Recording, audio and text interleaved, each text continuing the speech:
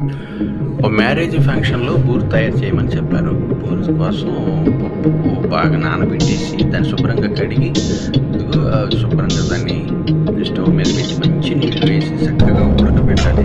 చాలా బాగా మెత్తగా ఎంతవరకు చక్కగా నీట్‌గా ఉడకబెట్టి, అది ఎంత మెత్తగా ఉడికితే అంత బాగుంటుంది బూరి. ఉడికిన బూరిని బాగా నలగొట్టేసి, బాగా ఎనిపేసి మెత్తగా దాంట్లో తగినంత బెల్లము, అంటే కేజీ పప్పు తీసుకుంటే కేజీ బెల్లం వేసుకోవాలి.